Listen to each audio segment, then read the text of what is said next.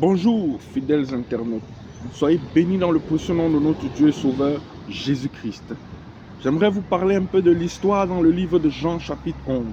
Il est question de l'histoire de l'ami de Jésus, Lazare, qui était malade et qui a fini par mourir de sa maladie. Et Jésus dira, cette maladie ne servira pas à la mort, mais à la gloire de Dieu.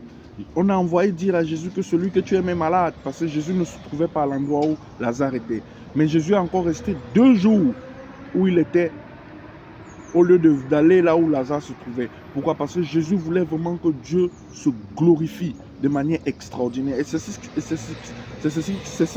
qui s'est passé. Lorsque Jésus est allé à l'endroit où Lazare était, il a dit Lazare ressuscitera. Et Marthe a dit oui, je sais qu'il ressuscitera au dernier jour. Jésus lui a dit non, c'est moi qui suis la résurrection et la vie.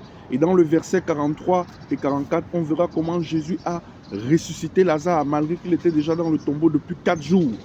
Et cela a poussé au plus grand miracle. Des gens se sont convertis, ceux qui ont vu cela, et ont donné leur vie à Jésus. C'est pour cela que cette maladie devait être une occasion d'une plus grande gloire. Parce que Lazare devait non seulement ressusciter, mais cela devait produire des conversions en Jésus-Christ. Mais ce sur quoi j'aimerais attirer votre attention, fidèles internautes, c'est que Jésus n'est pas un simple faiseur de miracles. Jésus est bien plus que cela. Il est Dieu. Il est le miracle.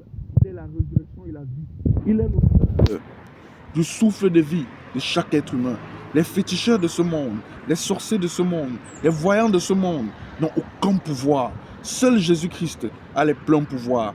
Et peut-être n'avez-vous jamais reçu Jésus-Christ dans votre vie et vous désirez le faire pour le recevoir dans votre cœur, pour prendre ce train du salut et dire non à l'enfer, pour le recevoir comme votre Dieu.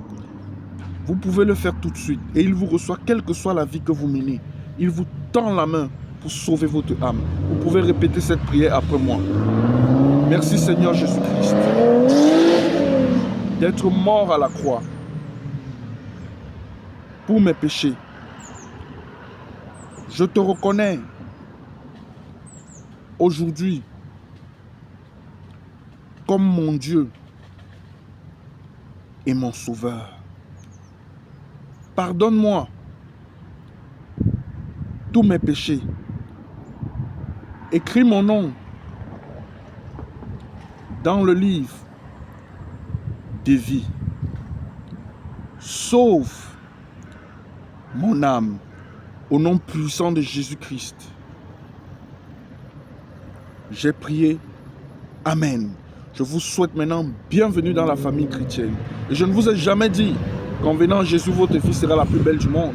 Satan veut souvent vous combattre parce qu'il veut entraîner le maximum d'âmes en enfer. Mais Jésus-Christ veut sauver votre âme. Et commencez à lire la parole de Dieu. Et il veut vous amener dans son royaume de bonheur.